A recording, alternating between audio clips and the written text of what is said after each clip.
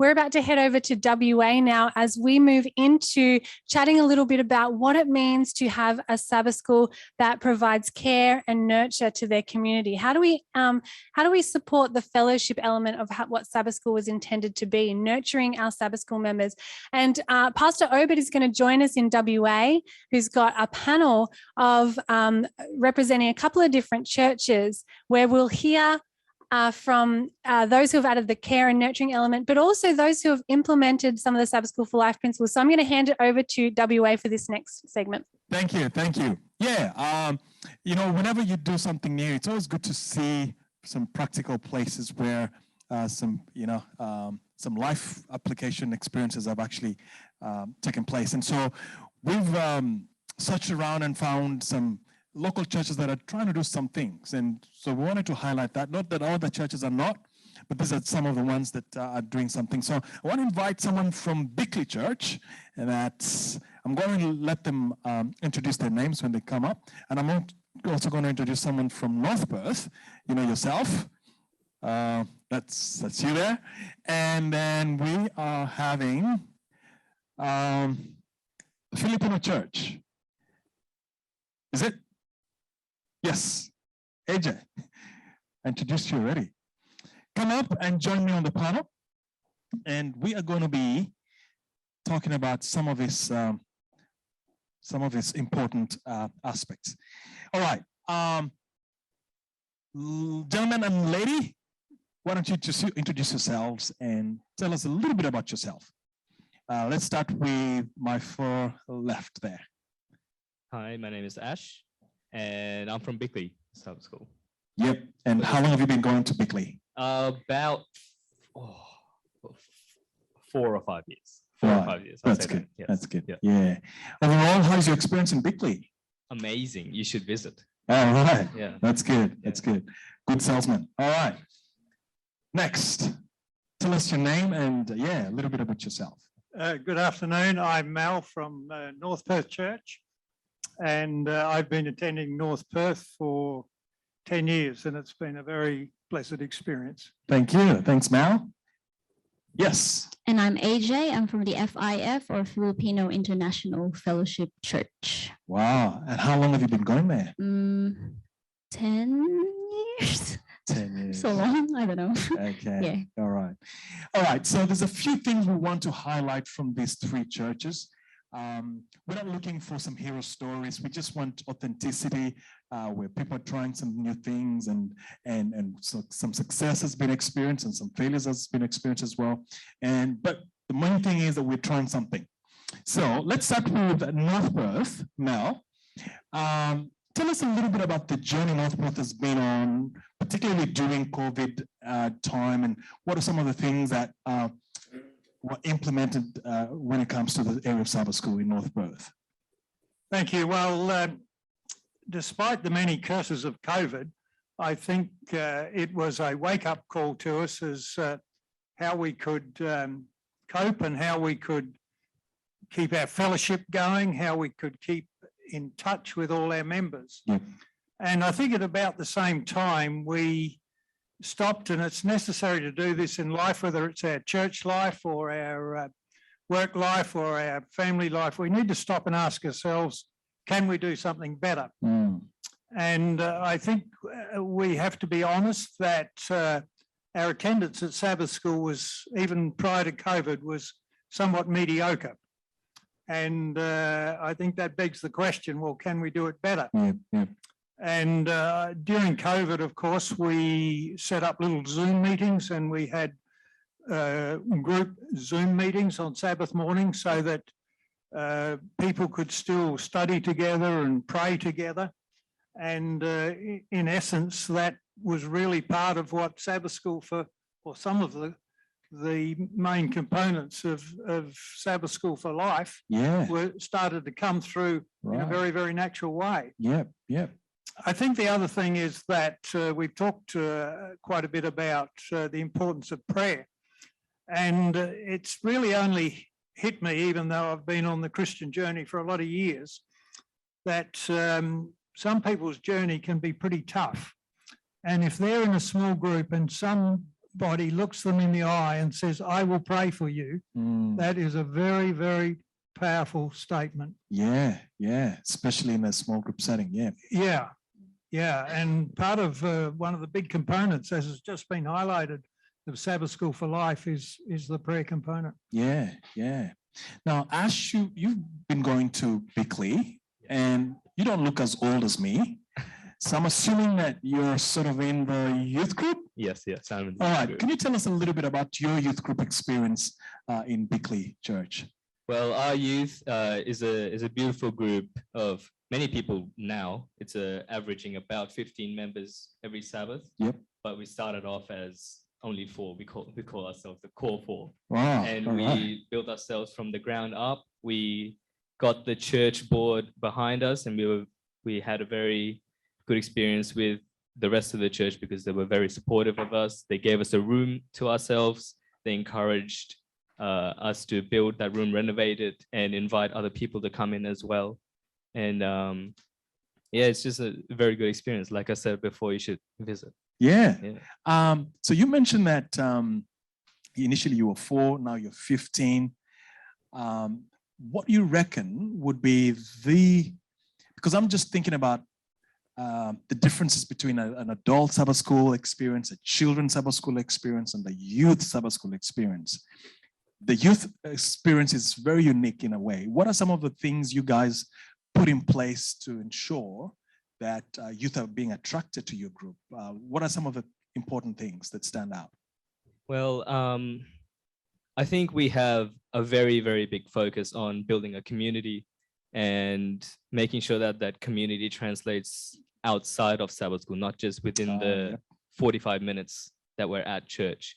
It's very important to us as a group to be involved in each other's lives outside during the rest of the week. Like, for example, last night we had a little, it's not a movie night, we watched The Chosen. Have you heard of The Chosen? Yeah, we watched an episode of that, and we all brought snacks. We all fellowshipped in that way, and it was just a really good way to spend Friday night and open Sabbath. And I think building that community outside of Sabbath school is very, very important for us. That's great. Yeah.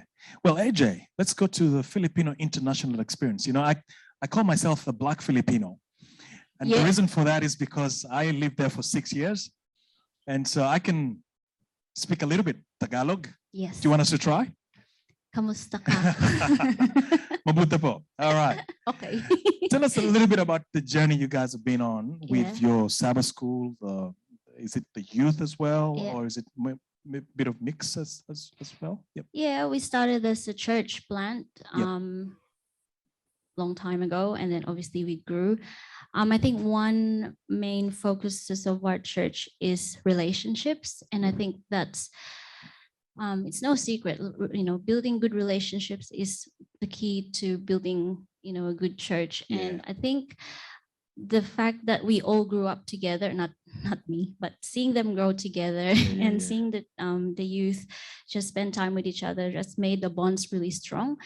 And so it's just natural for us to just crave for each other's company. And I'm not just talking about the youth, I'm talking also about our adults. Like, we're all just really close because we see each other almost every day or once or twice a week. So we do life outside of church as well. And that's very important. It's not like just on Sabbath we worship together.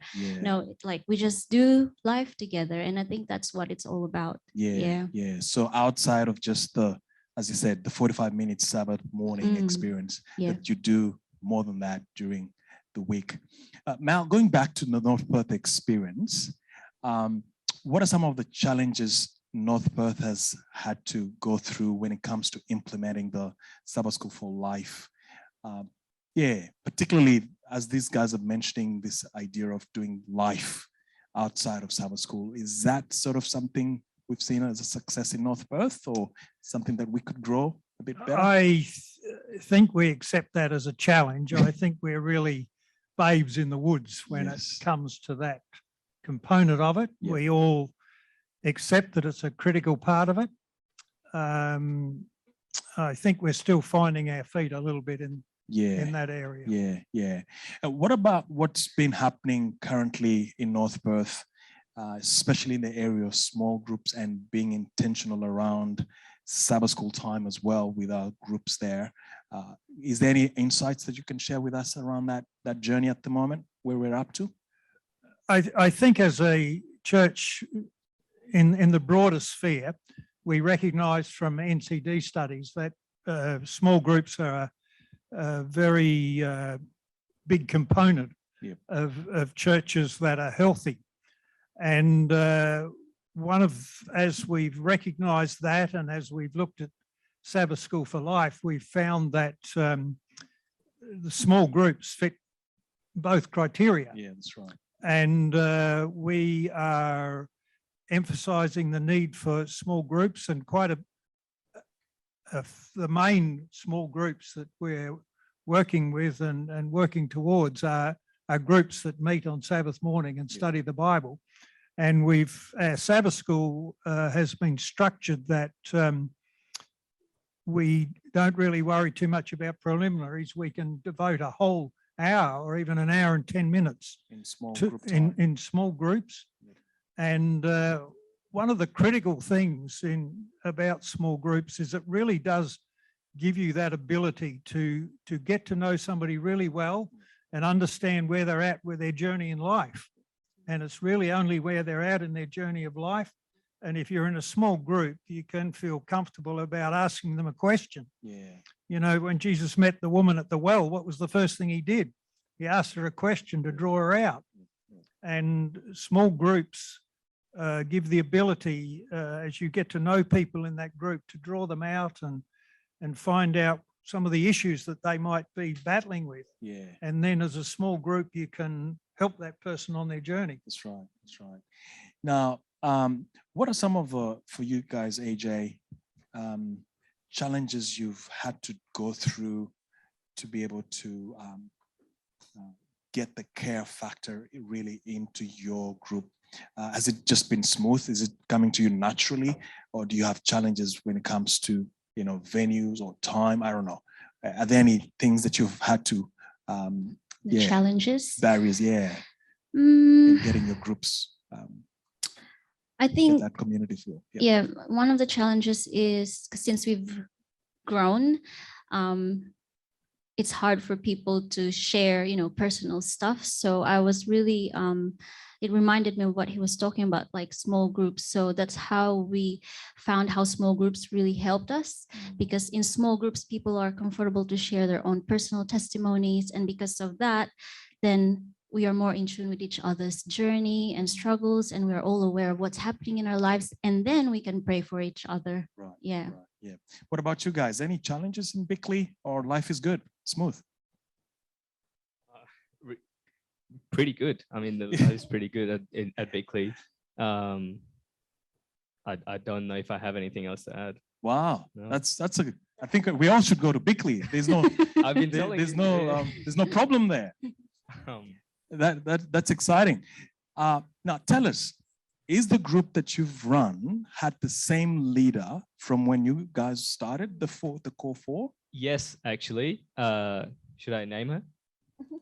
Chloe Watson. If you know Chloe Watson, she's a very strong personality in our group. Okay. And she's been there through the whole time. She was supposed to be here instead of me, but she's a bit sick now. And Yeah, that's right. that's why I'm here. But no, she's been there through all of it. Yeah, So have I, yeah. but in the background. Yeah, that's Yeah. right. That's right. All right. Mal, anything that you might want to add in terms of this whole Sabbath School experience, Sabbath School for Life in North Perth, and what other churches could learn from our experience? Well, I think we've been blessed with, we had and have a young man, our Sabbath School superintendent, who has encouraged us along the way. And I think one of the critical things, or one of the critical components of leadership, is that the leader has the ability to get people on side and to get together a team of people who are committed. And, we want to take people with us in this journey. And I think it's important. We don't want this to be divisive in a church. We want to get people on board. Yeah.